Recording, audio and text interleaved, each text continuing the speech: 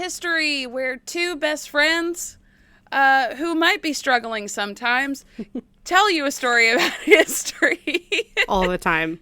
All the time. We're never not struggling, you guys. Like it's not a struggle bus. It's more like a struggle ship, and it sank. Like it's like the Vasa. We are the Vasa. Vasa strong. We should get shirts that say Vasa strong. Yes. Okay. Yes. Not me knowing what I'm gonna do tomorrow at the coffee shop. Or it could say hashtag struggle ship or something. Struggle ship. Yeah. Okay. This is happening now. Get ready for a new sticker, y'all. Yes. Yes. So, Morgan, how are you? I'm good, Emily. How are you? I'm good. I'm drinking wine because the last 2 days I've had have been not good. Yeah. And I'm not going to talk about it. I told Emily I'm not going to talk about it. You drink your wine. I know enough about it where you drink that wine. You deserved it. I've already had a glass of wine and now I have water and tea. So this morning I woke up with really high hopes for the day. I truly did. I got up and I got the kids ready, but apparently Nick had to leave for work early, which is fine. That happens. So that just means I had to take the kids to school. But with such short notice, I didn't have time to take a shower before taking the kids. This all is relevant. So I take the kids and then I'm like, I need to run to Walmart anyway. Might as well do it while I'm out. Thank God I put on real pants before getting in my Jeep. So I went to Walmart and then I went back home. So my shower was delayed. So now I'm taking a shower. As soon as I get out of that shower, I get a work call. And it takes a little longer than normal. So my bangs dried weird. And y'all women know that if your hair ain't right for the day, the whole day's just fucked, right? I mean, bad hair day is a trope for a reason. Yes. And when you have bangs that go over they're unruly today. They're wanting to split in the middle because I had brushed my hair back. So they dried back like Fabio. So when I put it back to the front, they're splitting in two like a 90s boy band. And I think I might have used a can of hairspray. They're not cooperating. It's fine. So I go about my day. About halfway through the morning, I realize I forgot we're recording tonight. So I'm trying to frantically get my shit together because got to have my shit together, obviously. So then 1 o'clock rolls around. I have a dentist appointment. I go get 3 cavities filled. So my face is numb, which is cool, of course. Every time I take a drink, I'm dribbling out. I can't talk. So then I had to get my mother-in-law, because they took forever, to go to my house so my kids would have an adult at the house when the kids got out of school.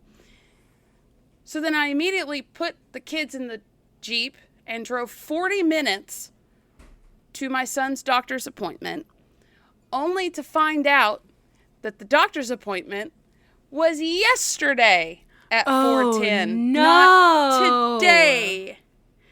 So then I drove home, another 40 minutes back home for no reason. My mouth, I don't know if they were trying to dig to China through my teeth, but by then my mouth was like awful. It hurt so bad. And I called Nick and I was like, I'm having a shit go at it just the whole day. Can you pick up wine on your way home?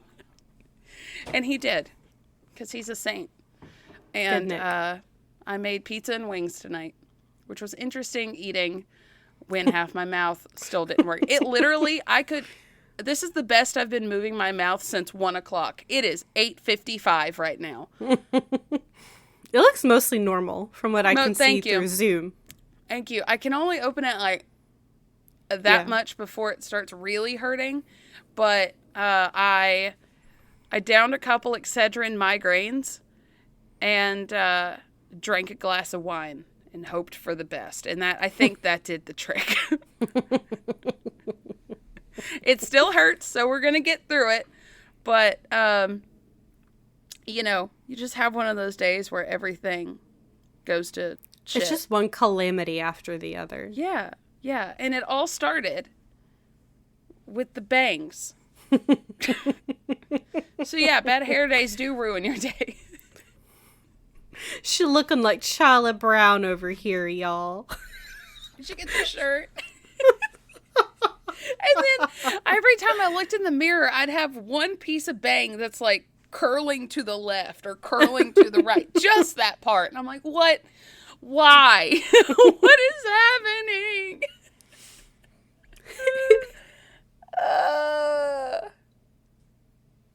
Okay. Larry, you're beautiful. Thank you. I do have some good news. On Monday, they are coming to put fiber optics at my house. Yay! So hopefully no more freezing. We are going to get our scheduled Google Fibers finally in our neighborhood. Nice. Or just like in the greater Nashville area. I keep getting the ads for it on every device I use. But eventually we're going to make that change ourselves. So hopefully nothing on our end either. Yay. And I could actually use the Wi-Fi on my phone at my house. That would be awesome. You have AT&T right now, right? Yeah. We're getting AT&T, but we don't have any options. Our options have been Spectrum or Spectrum for 8 years now. So, and the dudes like literally walked up onto the front porch. And within 2 minutes of talking to these guys, I plugged the podcast. Nice. Yeah, they looked it up and everything. They were like our age, so. Cool. Yeah. Yay. Yeah. Maybe and they some were new like, listeners. Yeah, and they said, what's your favorite episodes? Like, what should we start off with? And I'm like, start off with? Battle of Athens. Go way back. Start there. That's the baby. That's the podcast babes. baby right there. Little podcast baby. Now, all the other ones before that and after that are great as well. But I think that one, the Donner Party and the JFK ones really just stuck in my brain. Mm-hmm. So, but I didn't want to depress them, so I wasn't going to say the Donner one. Yeah, no, that's a little much. Yeah. The Battle of Athens. I don't know. Around here, I like to say Battle of Athens because a lot of people don't know about it. Yeah, and it's fun. Spread the word. Yeah, get it out. So, we should, speaking of episodes, we should talk about today's episode. Let's do it. Let's get into it. Let's do it. It's in the middle of World War II, and an American family is in the middle of a heated discussion. I'm going. No, you're not. Mom, yes, I am. Why can my brothers fight for our country, but I can't? Because you're a woman. Dad, women fight for the country all the time. You're a black woman. What do you think they'll have you do? I don't know exactly what I'll be doing, but I'm joining the WAC. They're being deployed now. Deployed? You'll die. I'm going. Is she going to be okay? Lord, let's hope so. Arguments like this one were happening all over the United States by the middle of World War II. It's thanks to the bravery of these women who were willing to step up for their country that kept morale high and helped the Allies win the war.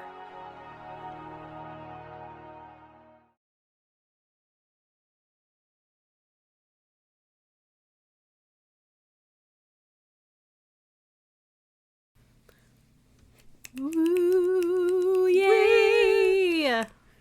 Oh, I literally was watching a documentary earlier, and like every 10 minutes, I'm like, I'm gonna cry. I'm just gonna cry because these women, it's like we're at the tail end of Black History Month. So guys, we're talking about the 6888, and if you haven't heard of them, you're about to. But it's also like, the black soldiers coming up and like fighting for their rights within the army, but also like woman power too. So it's like everything. Yeah. I love this. I love it so much. So let's just dive in. The 6888. So let's go. Actually, okay. So I will say who the 6888 is before we kind of dive into who, because it's not a very well-known battalion. Yeah, I've never heard of War them II. before this. I think Facebook algorithms really knows that we're doing a history podcast because there for like a month for some reason, it just really pushed the movie that just came out about the 6888. And it pushed it hard. I mean, like, I'd be scrolling, and it'd be like, 6888, 6888, 6888. And I was like, you know what? Fine. So Nick and I watched it one night. And the movie's great. It's a Tyler Perry movie. Produced movie. And it is very well done. A lot of the scenes that happen in the movie actually happen in real life. We love to see it. Love to see it. So... the 6888, they were the Central Directory Postal Battalion. So they ended up being sent over to Europe to direct mail. And I will get into why that was so important in a bit. Yeah. So let's kind of back it up just a hair. And get into some really icky things before we get into some really powerful things. Because there's always icky things. Always. So, in 1925, the Army War College did a study. I don't know jack shit exactly about the study, how it was performed, how they came to this conclusion. But they declared, and again, 1925, declared black people were mentally not ready for combat duty. I told you it's very icky. My Absolutely head just went icky. straight to my hands, like... And this was literally after there were entire battalions in World War I that just kicked ass. Yeah, and the Civil War, and, like, just for all of history. Like, that doesn't make any sense. Nope. Now, they were allowed into the Army, and they trained under white officers, but they still had to have different barracks. Very, ugh. Yeah. Mary McLeod Bethune was very instrumental during the time period before World War II. And we don't have time to get into her life. She's a whole other episode. She seems amazing. But she was very instrumental in developing the WACS, or the what started out as the Women's Army Auxiliary Corps. Okay. And she was elected as the advisor to the black soldiers during World War II.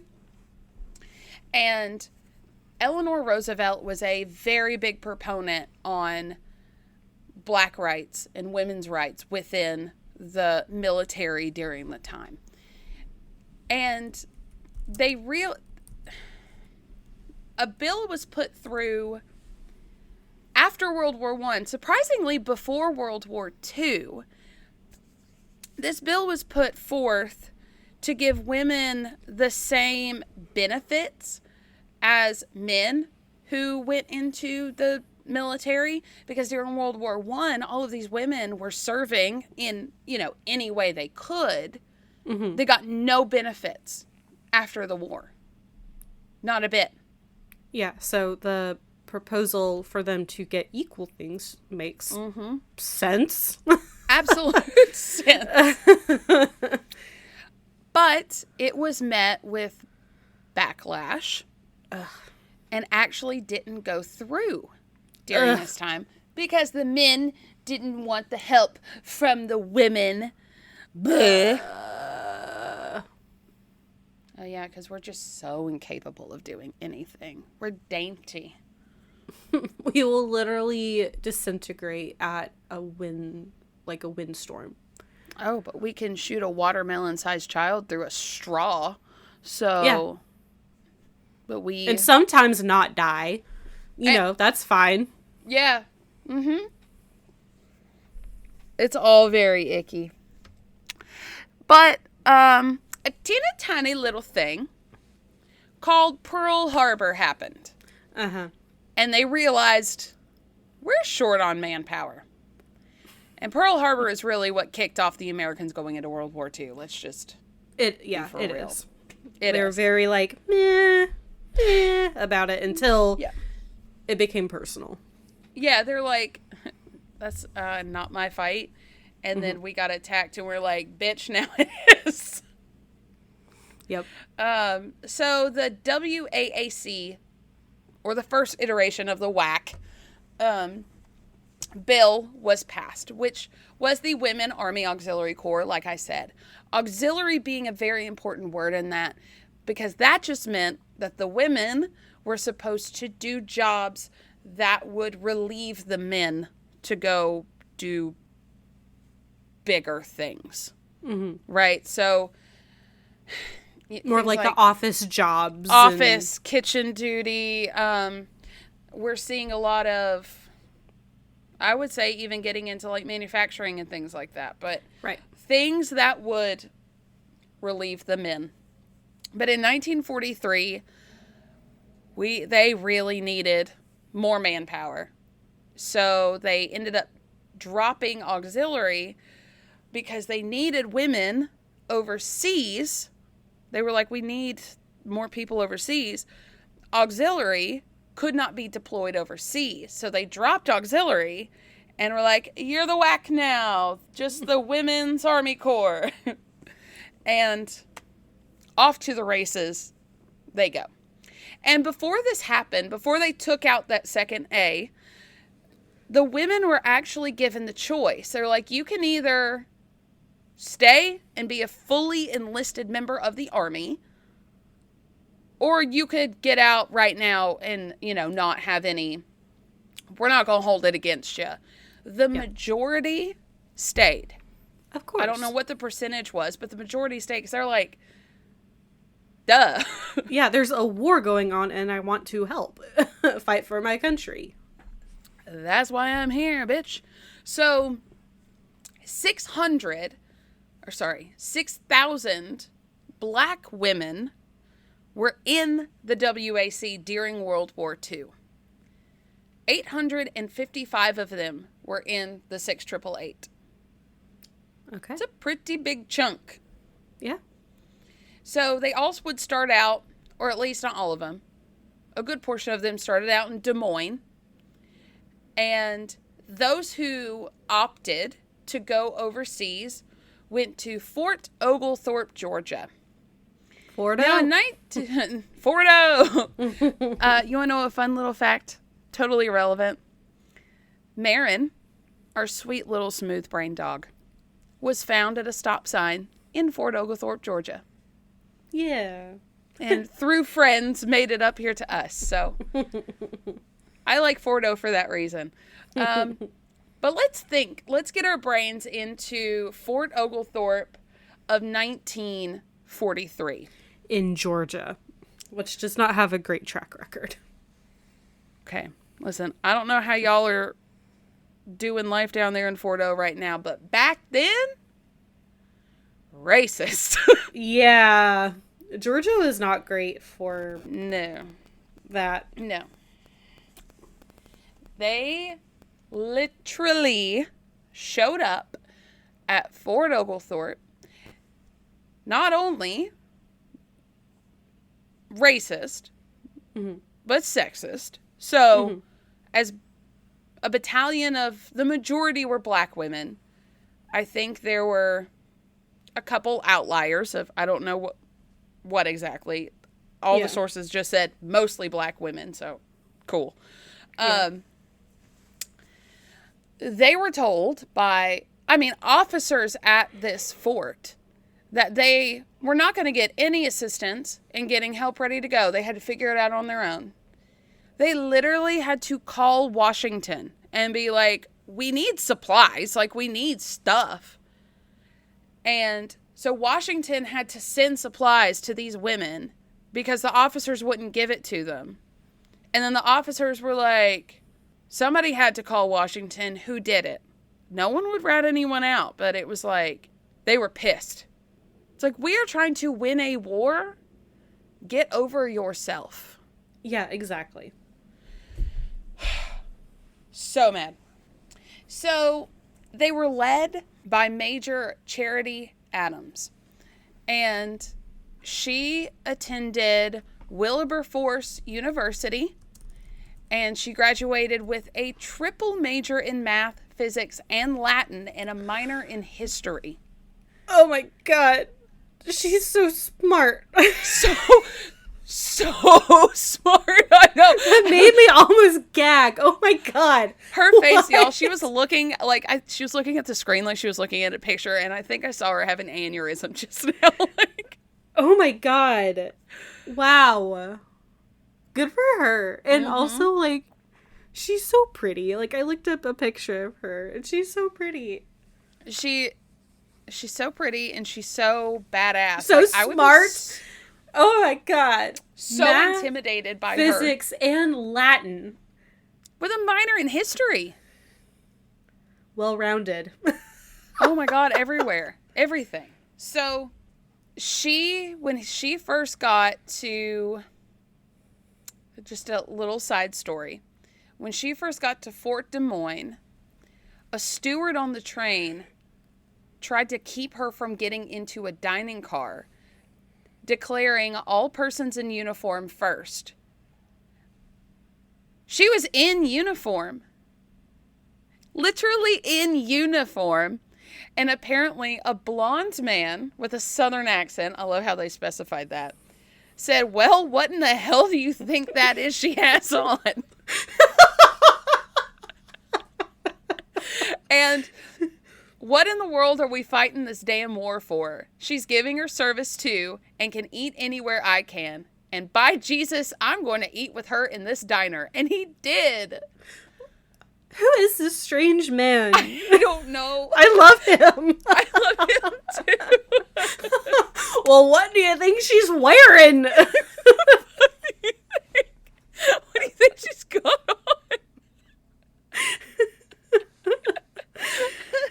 Oh.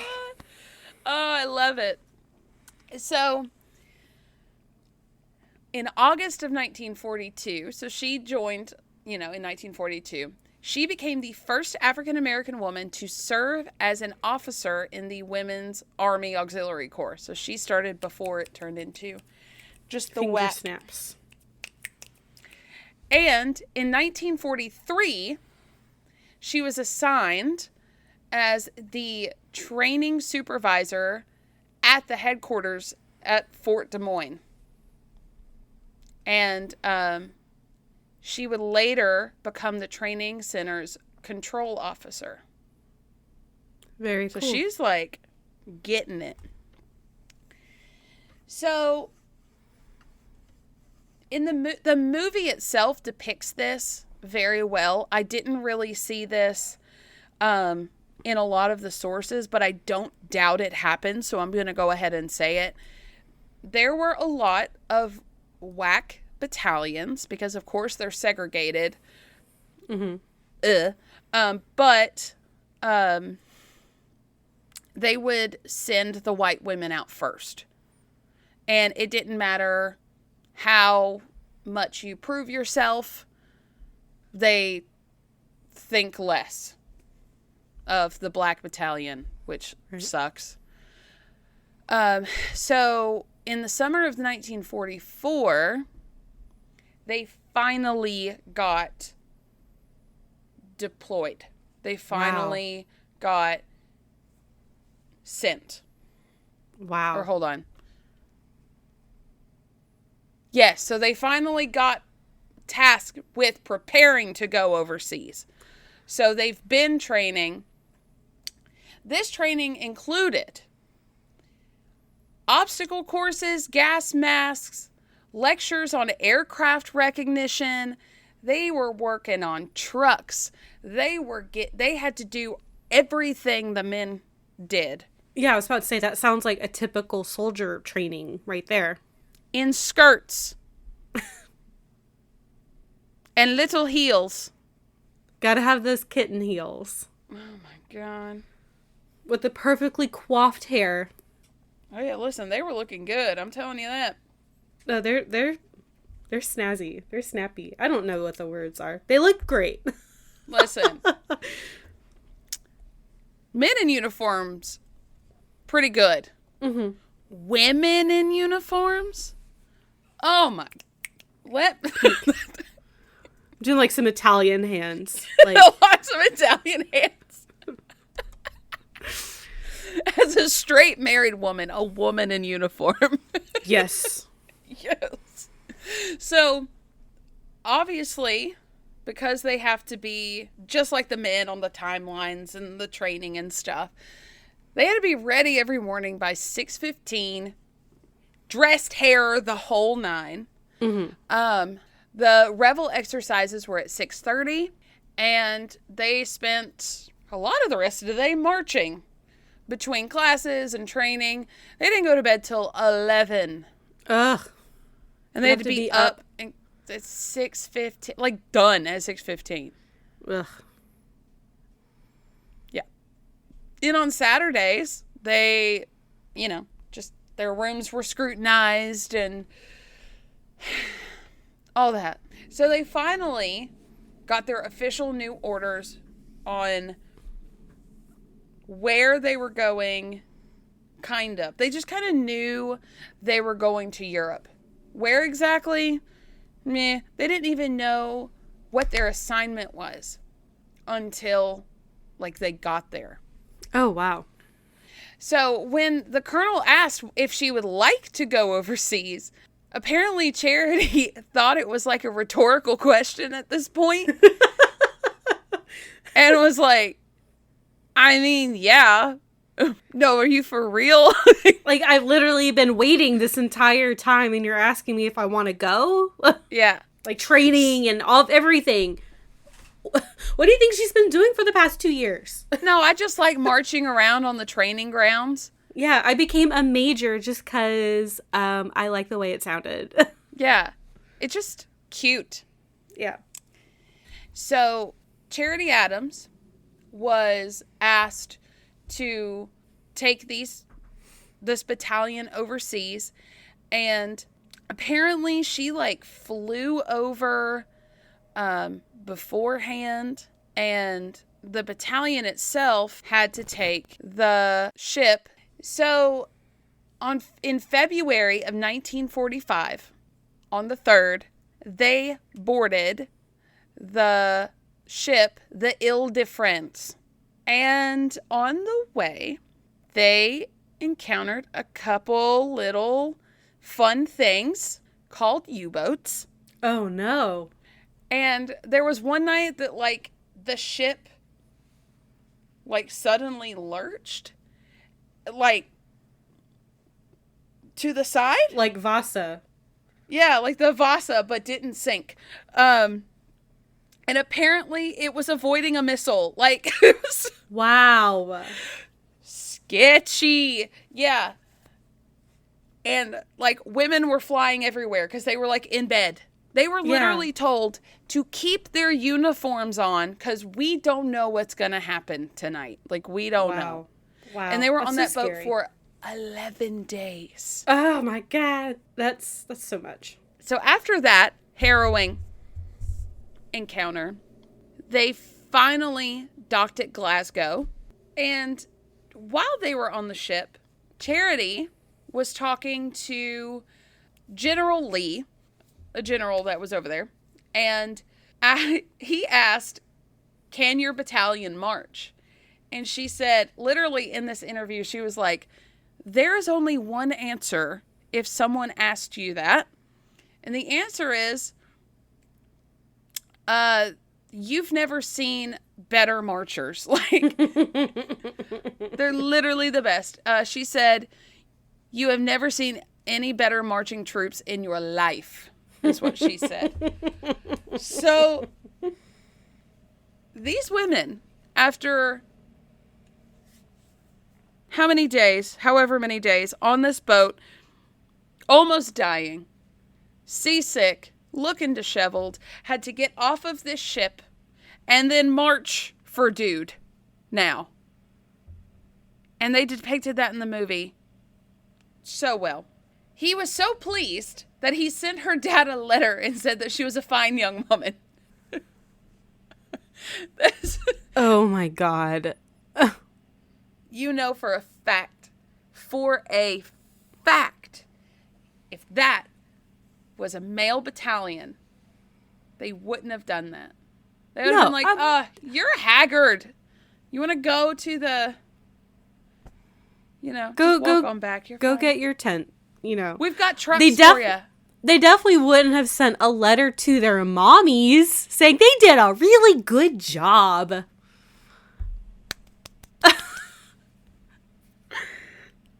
I know. Okay. Let's just infantilize this core of women in the army. That's fine. Yeah. So the reception they received in Europe was actually, for the most part, because obviously there will be outliers, but warm and courteous, and a lot of these European people were just very curious about, their lives back at home and what they do for fun. And on their days off, it's said that, some of them would get invited to go have dinner at, some local people's houses and stuff like that. And they really looked forward to that. And they were making friends. Aww. Yeah, it was really sweet. So they show up and they're finally told exactly what their mission is. And for 2 years at this point, families had been sending mail to soldiers. And for 2 years, they have been dumping it into hangars and leaving it there. Oh my God.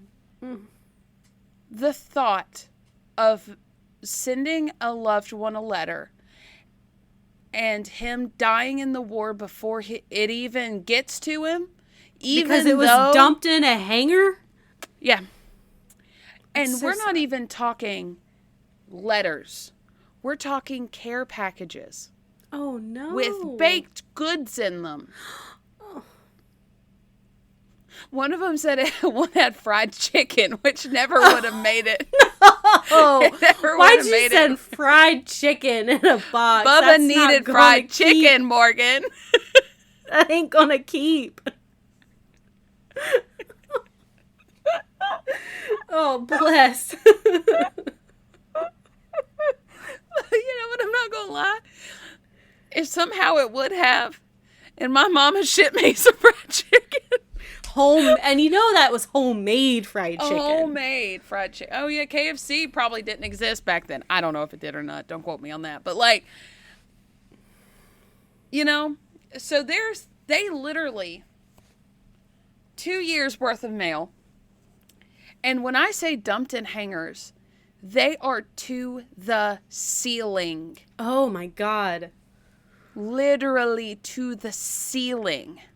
So obviously, again, the movie did a very good job portraying the heart-wrenchingness of it, of not getting, the soldiers not getting their mail, but also these family members back at home who also aren't getting mail from you can't pick up a phone and be like, "Hi, Mom, I'm alive." No. They don't know if their children are dead or alive or well or not. I mean, they don't know. Yeah.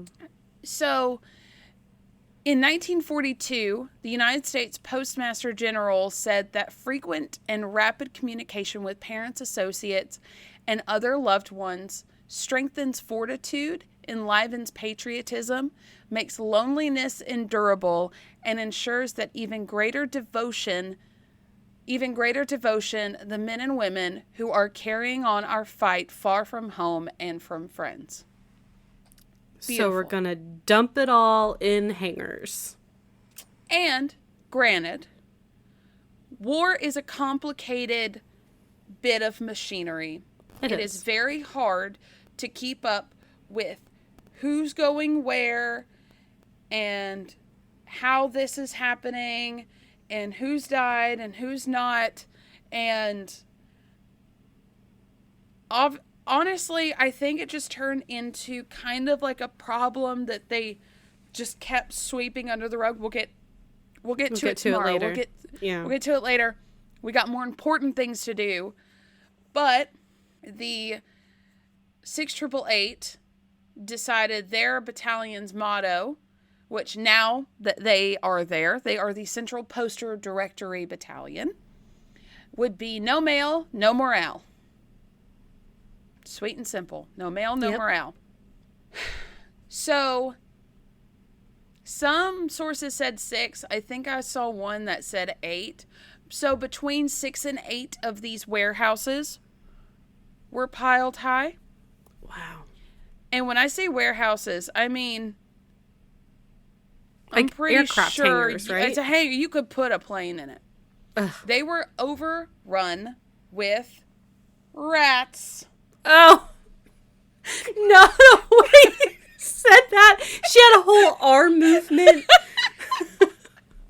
I'm showing you the rats. They were really going for that fried chicken. No! Oh, how awful. Yep. So, because they're black women and people just hated that, they put them in. It's not funny. It's not funny. It's not funny. Just the way you said it. Sorry. I'm so annoyed with all the hate. This is I'm so just getting very frustrating. sarcastic. I'm so sorry. It's so stupid. It is. It really is. It's mind-boggling. So they were like, you just, I see you have a really important job to do. And by the way, we've only given you 6 months to do it. Oh my God. 6 months. I mean, I can't even put into words how impossible of a task that is. So they're just like, here, go to King Edward's School. It was an old school for boys. It's kind of disheveled. Figure it out. That's where we have you. They had to do everything themselves. They had to create their own, bunks. They had to set up their own work stations. They had to figure out what the fuck to do. They had to set up showers and clean, set up the kitchens, cook for themselves. All of it. They're on their own. They made themselves a beauty parlor in this school because black hair takes maintenance. Right. So they literally figured out who had worked in beauty parlors before. They were the ones in charge of doing hair. Who had worked in kitchens before? They were in charge of cooking. Who has sewing skills? Who has these skills? Who has that skills? They broke it down like that and figured it out. They had outdoor showers. In February. In Scotland. Oh, actually, I forgot to say they docked in Scotland. They ended up going to Birmingham, England. But still, in February, it's cold. It's so cold. One woman was like, I just got really used to cold showers. Oh, no. Yeah. A couple issues. Other issues with the mail. Not only were they infested with rats, so those packages were, destroyed.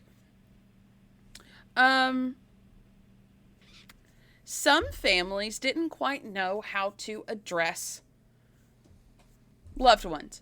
So you would get a package that says, "To John, Army." Yep. Oh, no. Or Bubba Johnson. Who the fuck is Bubba? And some of them had been, like, ripped apart, and some names, just names in general, there were duplicates. Obviously, because you get that with a lot of people. There were, for example, 7,500 Robert Smiths. In the army, or just that were just addressed? in general in the Eastern or the European theater. Wow. Yeah. How are they going to do that? Genius. Charity decided to split them up into 3 shifts.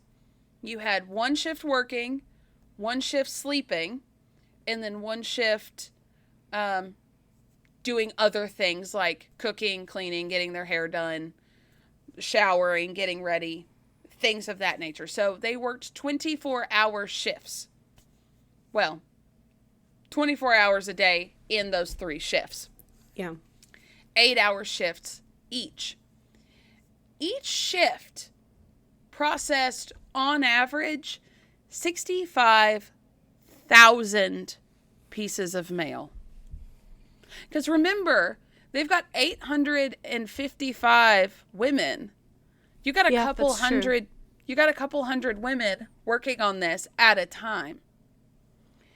So they figured out that all service members in Europe had file cards noting like where they were at any given time. But they moved quickly and the troops would fall behind, and they figured out like through some kind of symbol per like section or whatever where stations were. Mm-hmm. And then some of the mail had those corresponding symbols on them as well.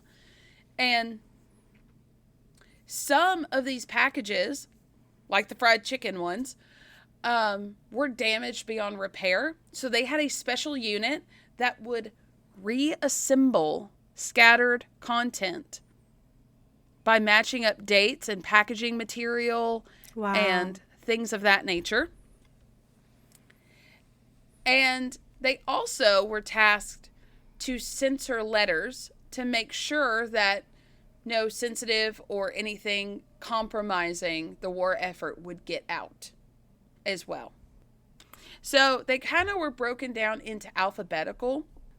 They would go get a truckload of mail, bring it back to the place. It would get broken up kind of alphabetically, and then it would go from there. So, like, you might be assigned to V, last names with V. Mm-hmm. And that's the pile you've got. So they broke it down systematically until it's like, oh, this one obviously goes here. And it started to become known how they were running. And women who were stationed in Europe, but not with the 6888, black women would also come to their beauty salon and get their hair done there.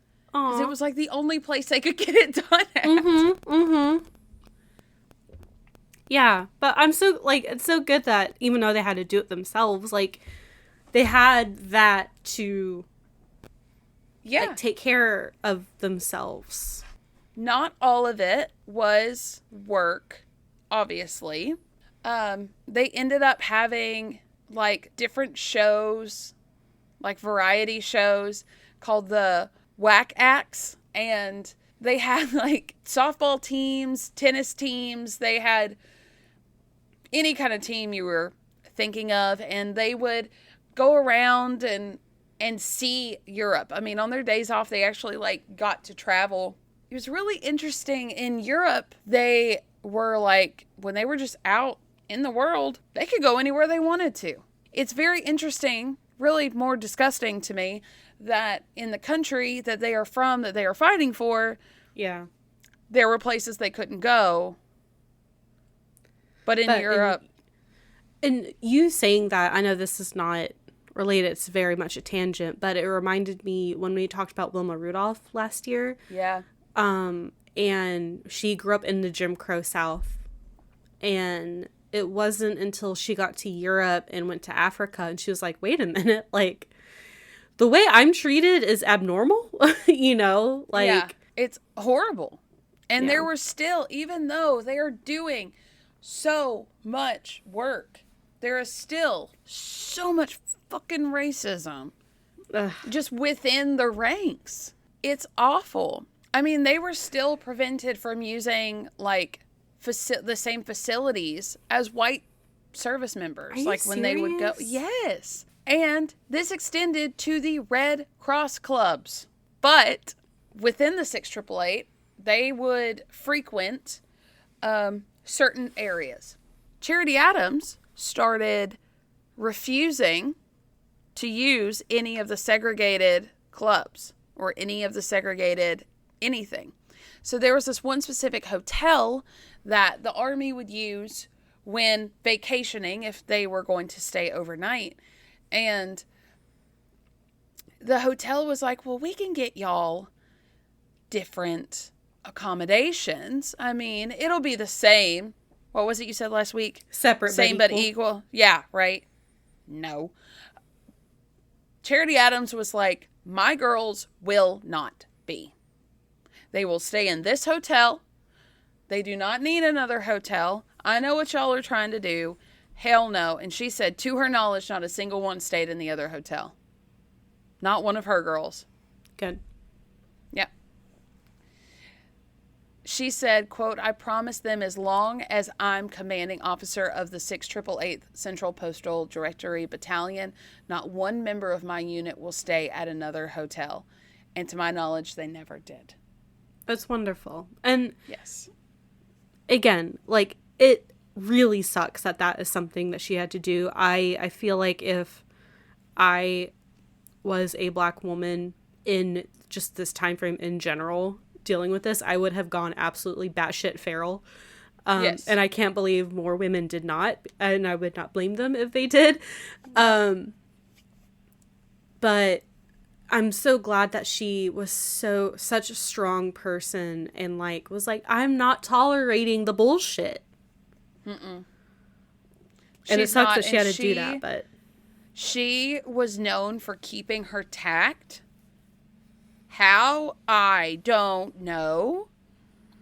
There was one scene in the movie that I actually found out was real, that they had gone to a movie theater and sat in the front with her girls, and these white, I think, officers, they were like this, ranking wise, I think they were below her. They were like, you can't sit here. And she was like, I'm a major. Yeah, I sure can. Or she was an officer. I don't know the ranks, so whatever was higher. She was like, no. Yeah, I am good to sit here, and they're with me. So, yeah. And they were like being blatantly racist and sexist at the same time. It was like, no, you need to sit over there, whatever. And she, I think, had their hides, I think, got them in major trouble. And stood up for herself and those around her. And there was another instance at the school where a general appeared for a surprise inspection, and he was like, I want everyone on parade. And Major Adams was like, you can have a third of my girls, but the other 2/3 are either working or sleeping. And This general was none too pleased because the audacity of a white man, not all of you, obviously, but he was pissed. And this general threatened to send a white lieutenant to run the unit instead of her, who was a major. It was like a slap in the face in like 4 different directions. And I think lieutenant ranks below major in the Army. It does. Yeah. And she said, I don't know what came over me when I said this, but she said, over my dead body, sir.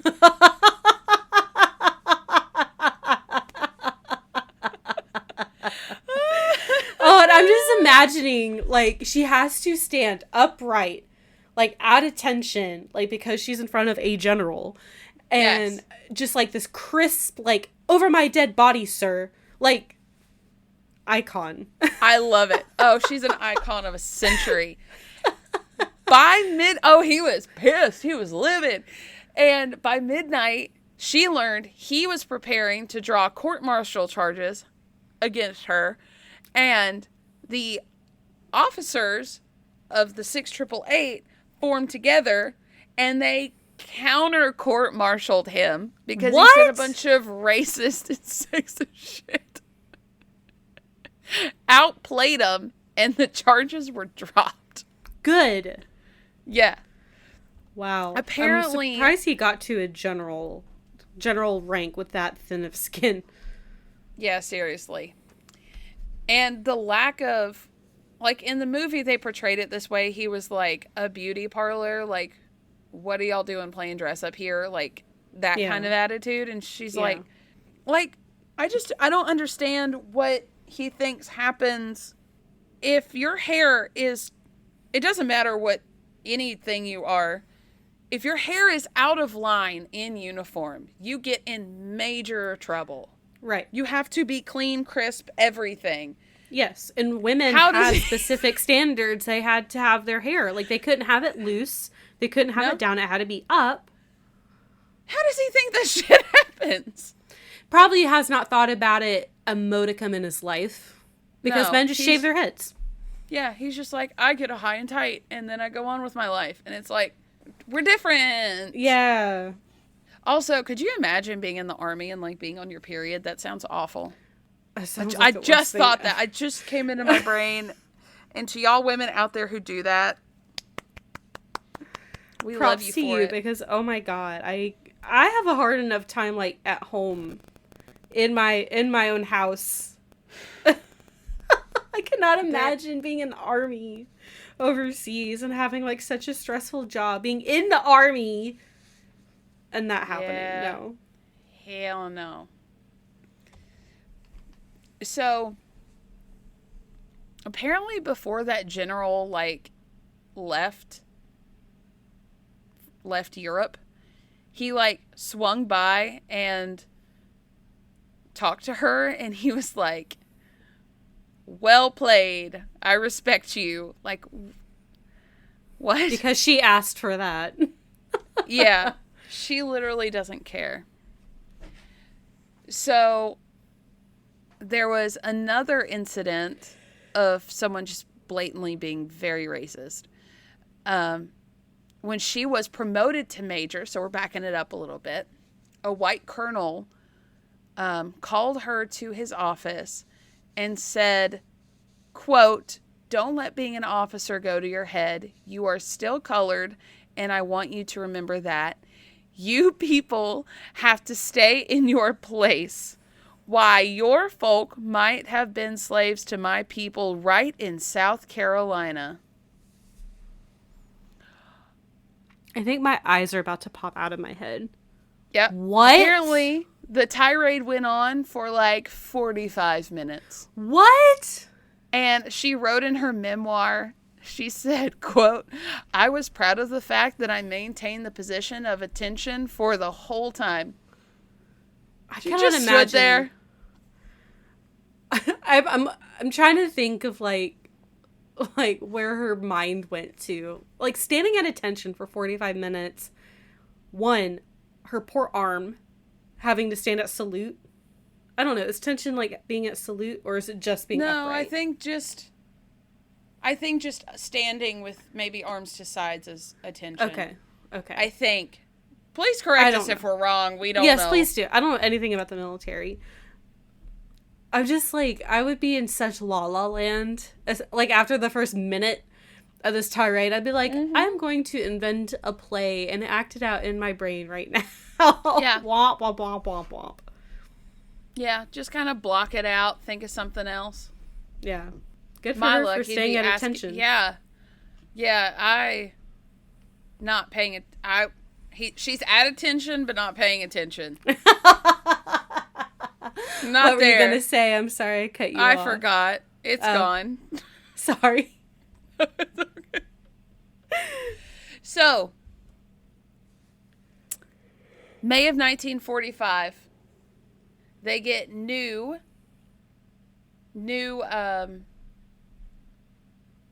what's the word? They're told to go somewhere else, okay? Do you want to know why it was only 3 months that they were in Birmingham? Were they doing too good of a job? They finished in 3 months. The 688 sorted and delivered 17 million service members. Delivered mail to roughly 17 million service members in the European theater in 3 months. I'm speechless. I literally, mouth was agape for that entire time. Yeah. So, oh my back God. in, I think the late 90s, some of these women who were still alive were interviewed. And one woman said, one of the members of the 6888 said, "We as black women were used to being together as family. We were trained and brought up like that. We respected each other. When trouble came with us, we were all together. That's why I think we got that mail down." Oh. Because they were doing it together. Yeah. And it sounds like they were an extremely well-oiled machine. Yeah. So I assume were they also making, the mail deliveries, or were they, sending it out I to other... believe they were getting it to established mail routes. Okay. They did have to deliver...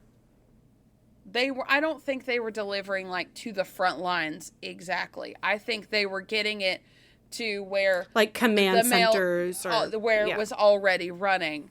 Yes, okay. But they had to split it up into... This dude is in this battalion, which is in this sector, which needs to be taken to this command center.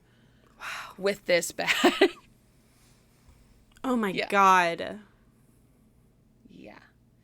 They were sent to Rouen, France. I don't think we ever really decided how to say that. I was about to say, I feel like that's familiar. Wasn't that Operation Pluto? It was, yeah. Which they were able to process that bag log in less time than allocated. Wow. So, unfortunately, in July of 1945, 3 women in the 6888 were killed in a vehicle accident. Oh no. The movie portrayed it as an explosion. All the other sources I found just called it an accident, so I don't know what is correct. I don't know if there was a wreck, or in the movie it was they drove over an IED bomb. Or something, or a mine. Yeah. So, but it was while on duty, not on their off time. So, Private Mary J. Barlow and Sergeant Dolores Mercedes Brown and Private First Class Mary Hortensia Bankston were killed. The Army didn't send the bodies back to the United States and wouldn't pay for the funerals. They didn't help at all. Ooh. So you remember how I said that they split up tasks based on what you're good at? Yeah. Some of these women had worked in funeral homes before.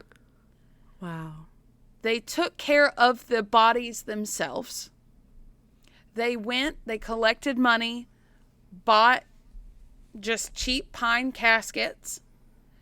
The ones that could do it fixed up the caskets really nice with fabric and the whole nine. Don't cry, because I'll cry. Oh my God. And they buried them in I think it's called like the American Cemetery in Normandy, but paid to have them buried there. There are only 4 women buried in Normandy. 3 of them were from the 688. And they made sure that I can't look at you. They made sure that like they're sisters. Like we're buried. Like that is tight-knit family right there. I mean, I'm having so many complicated feelings right now. Because, like, one, those unpatriotic feelings are back. I feel like that come up every once in a while.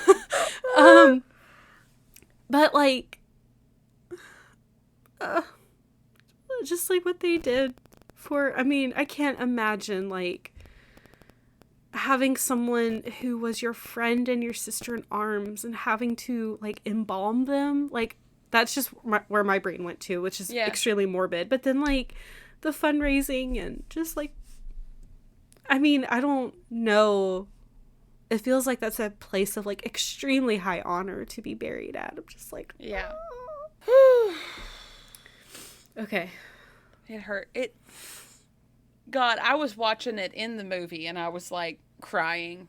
The chills that I got when you were describing that were just, like, pulsing, like, wom, wom, wom, wom, wom. Because the audacity of deploying these women who, yes, they've signed up for this,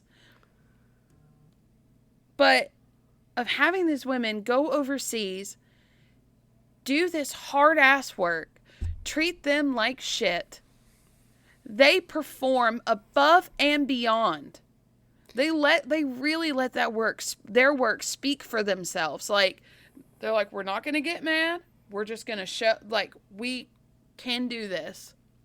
They did it way better than anybody before them, because it's not like they hadn't tried. Yeah. They just outperformed literally everybody.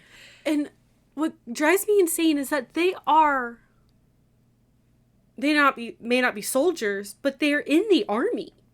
Mm-hmm. They are in the army. And the army is not recognizing that they're in the army. Yeah. So stupid. What was it that you said earlier? They were black women and they hated that.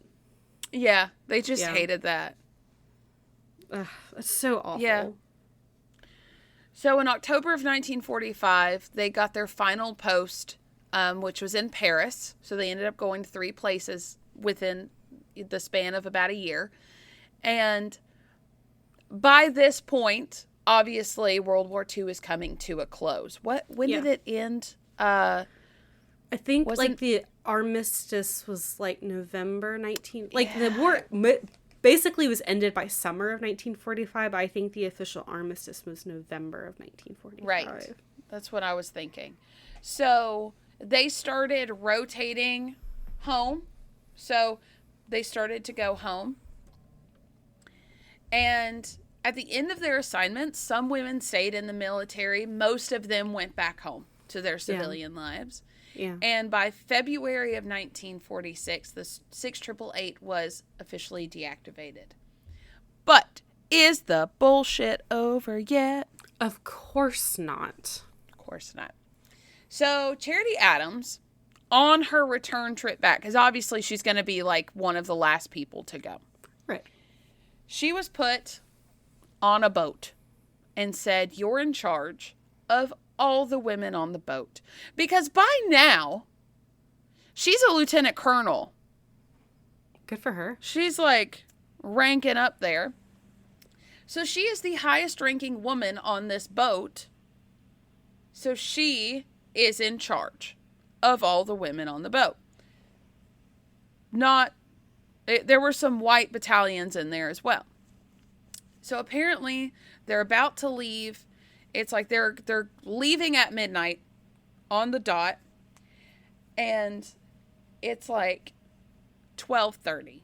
They get down there and there's a hubbub. There's something going on with the women. So she goes down there and she's like, what is happening? And the white women were mad that she was in charge. And she basically, not so nicely, said, no, I'm in charge. And you can either go home with me being in charge, or you can get the fuck off this boat.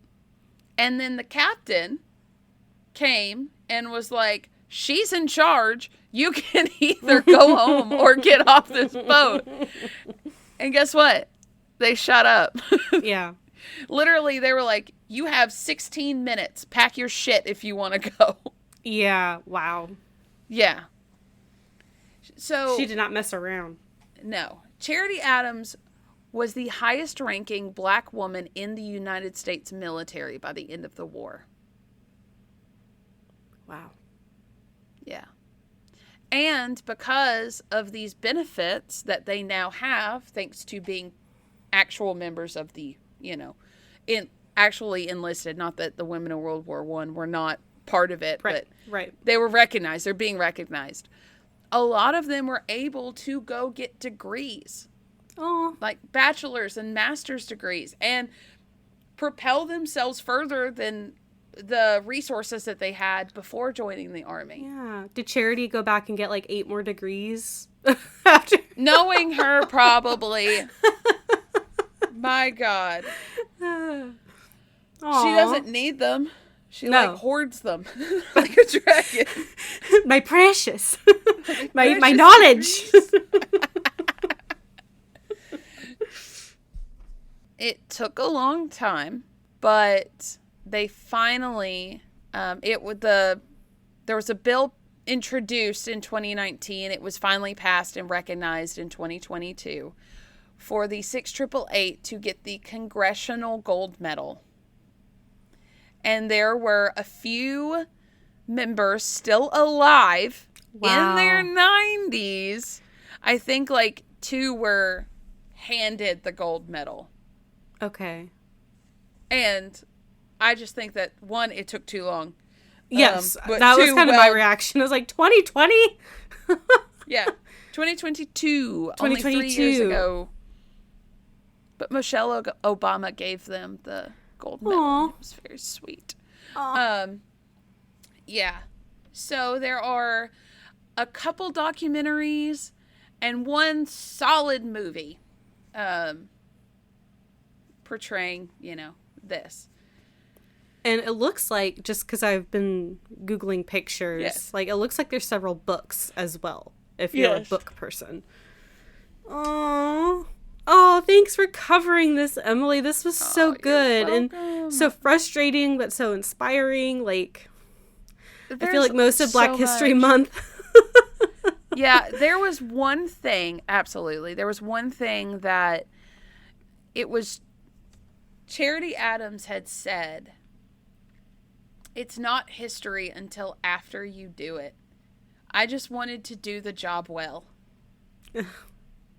She's just, she's so cool. And like, they know they're making history. Like they know they're in the middle of it. They know like this right here will be talked about. Yeah. For decades, hopefully centuries to come. Thank you for covering this, because I've never heard of this battalion, and I hadn't either. I think that everyone should. I do too. I also have a note that says, not me crying as they're marching. It's fine. I'm fine. They were like marching, and I'm like, I know it is. They're so powerful. Oh, I love them. Oh, well, thanks for sticking it out with us, guys. This one had a lot of bullshit and, like, heroism and bullshit, and then heroism. Yeah. And then sadness. Yeah, absolutely. Bullshit, but also beauty. And it's just like, ugh. I feel like, for the most part, that has been, unfortunately, a lot of the stories with, especially Black Americans, I think, and Black history doesn't always have to just mean Black Americans, but, like, a lot of the history that we have, because it's still so recent that, like, these changes were made, like, it's them overcoming some horrible, like, systemic injustice. Which is amazing, but, like, it sucks the injustice was there in the first place. And you know what I find? One of the documentaries made a good point. He was a Black man saying this, and that's relevant. He said, we have to tell our own story. Yeah. Because history is written, the majority of the time, by stupid white people that twist it to make it seem like or whatever. Mm-hmm. But it's really important to dig into and find the actual truth and what these people went through and tell the real stories and not the sugar-coated stories. Right. Because that's not helpful to anyone. If you're just like, oh, everything was fine, and these people exist, and they did these things in the end. Mm-hmm. Like, that's not... And the Native Americans agreed to leave. If I read that in another fucking kid's history book, I'm going to scream out loud. I am making it my personal mission to make sure my kids don't believe a fucking Your thing kids, of that. Like, are still in, like first grade, second grade. You're like, they were genocided. Do you know what that means? They were mortared. Word of the day, genocide. You go and learn. You go learn. Yeah, and you know what? Fuck Christopher Columbus, too, while we're at it. So, yeah. Maybe shit. Maybe one day we'll cover Christopher Columbus just to shit on him the entire time. I would like that. When we're having a really bad month, like, personally, a lot of shit's going on, let's talk shit about Christopher Columbus. We'll just boo at everything that he does. Boo. Well, we already know that he tricked the natives of an island into thinking that there was, like, a weird sun god thing. Oh, do you remember that? Yeah. What episode was that? Or was that, like, a bonus episode? Oh, it was the leap day episode. Yeah, you're right. And he knew that there was an eclipse coming, so he tricked the natives. Instead of just trading and actually, like, gathering and hunting for himself, whatever. That's not what this episode's about. I'm going to terrify these poor people into giving me what I want, and then I'm going to kill them all. Ugh, stupid. Anyway, that's for another time in the future, maybe. Let's do socials. Okay. If you liked this, you've got good taste. And you can find more of us on Facebook. Ill-Equipped History Podcast Group and page. Instagram. At Ill-Equipped History. Gmail. Ill-Equippedhistory at gmail.com. TikTok. At Ill-Equipped History. And Patreon. Patreon.com/Ill-Equippedhistory. Please check out our monthly bonus episodes. We work really hard on them, you guys. We really do. And if you subscribe, you get stickers. And if I make a new sticker, we send you the new sticker. And it seems like we're going to have a ship one tomorrow. So. Yay! I can't wait to see it, and I can't wait to have it. I literally have the bag of all of our other stickers so far next to me. Yes. We might need to get some of the Victorian ones too, but I don't know how well those would translate because the writing is really small. Yeah. Maybe Like we could on do them the without like speech maybe bubble. we could do them without the speech bubbles and just have like the women skipping with like True. the. I think that still gets the point across without It does. the dialogue. It does. Yeah.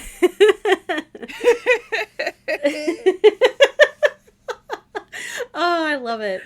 Oh, I need to put our logo on it somewhere. That's one thing I didn't do. I should have put our logo on it, but You're very creative, so I trust you. thank you. Or maybe it's just like a little one at the bottom. I think so. I think that's probably the best option. I definitely, when the guys, poor AT&T guys that were stuck talking to me for like 30 minutes while I signed up for internet, when they looked up the podcast, I was like, I made those graphics. He was like, they're really good. He's like, do you have like a job or you just do that? And I'm like, I'm in marketing. And he's like, yeah, that actually tracks. Okay. Thanks. Yay. So yeah, if women in general, black women, white women, anybody joins the army, be respectful. Like, what the fuck? Yeah, they're literally putting their lives on the line to fight for your country. Mm-hmm. Let them. Why is that so hard? They are sacrificing their time, effort, Their mental and health. skills, mental health, and lives to be there, to help. Be like the Southern guy on the train. Yes. Be that dude.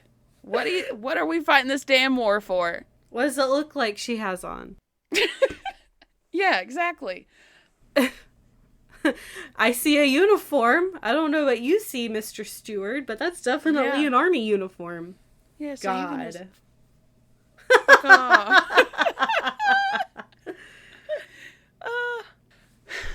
Okay, bye.